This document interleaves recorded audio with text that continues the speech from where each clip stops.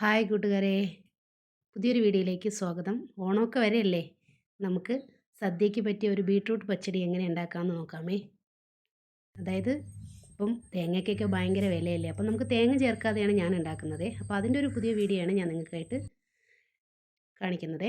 അപ്പോൾ അതിനായിട്ട് ഞാനിവിടെ 2 ബീട്രൂട്ടാണ് എടുത്ത് നന്നായിട്ട് തോടൊക്കെ ചെത്തി കഴുകി വൃത്തിയാക്കി എടുത്തിട്ടുണ്ട്. അതിന് നമുക്കൊന്ന് ചെറുതായിട്ട് അരിഞ്ഞ് ഉപ്പും ഒരു പച്ചമുളകും കൂടെ ഇട്ട് ചേർത്ത് നന്നായിട്ടൊന്ന് വേവിച്ചെടുക്കാമേ. 1 ഗ്ലാസ് വെള്ളം ഒഴിച്ച് വേവിച്ചെടുക്കാം. അപ്പം എൻ്റെ ചാനൽ ഇഷ്ടപ്പെടുകയാണെന്നുണ്ടെങ്കിൽ നിങ്ങൾ ലൈക്കും കമൻറ്റും ചെയ്യാൻ മറക്കരുത്. ആദ്യമായിട്ട് കാണുന്നവരാണെങ്കിൽ ഒന്ന് സബ്സ്ക്രൈബ് ചെയ്യണം, സപ്പോർട്ട് ചെയ്യണം. നമ്മുടെ ബീട്രൂട്ടെല്ലാം അരിഞ്ഞ് നന്നായിട്ട് എടുത്തിട്ടുണ്ടേ.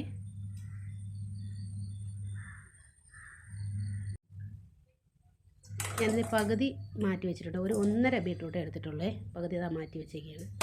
ഇതിലേക്ക് നമുക്കൊരു 1 ഗ്ലാസ് വെള്ളം ഒഴിച്ച് ഒരു പച്ചമുളകും ചേർത്ത് കുറച്ച് ഉപ്പും കൂടെ ഇട്ട് നന്നായിട്ടൊന്ന് വേവിച്ചെടുക്കാമേ.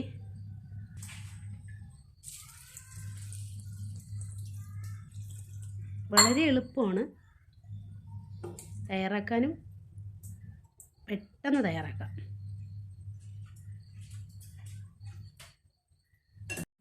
ഞാനിതാ വേവിച്ചെടുത്തിട്ടുണ്ടേ.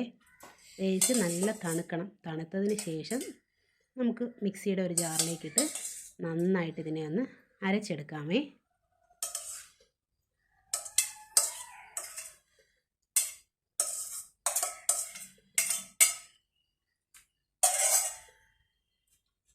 അതിലെ വെള്ളം എല്ലാം വറ്റി വന്നിട്ടുണ്ട്. വേറെ വെള്ളമൊന്നും ചേർക്കണ്ട കേട്ടോ.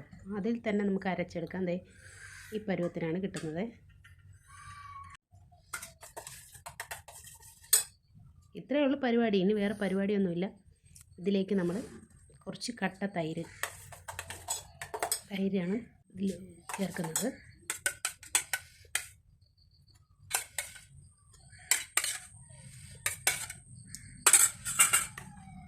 കണ്ട, അതിൻ്റെ ആ തൈരൊക്കെ ചേർത്തപ്പോൾ ആ കളറ് എന്താ കളറല്ലേ.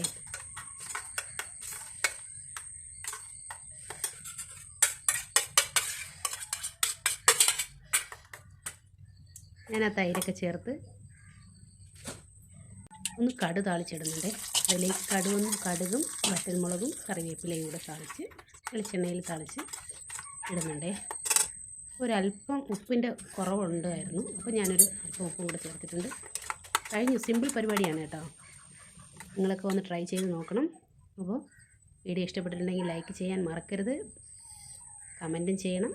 പുതിയൊരു വീഡിയോ ആയിട്ട് നമുക്ക് വീണ്ടും കാണാം. അതുവരെ ടാറ്റാ, ബൈ ബൈ.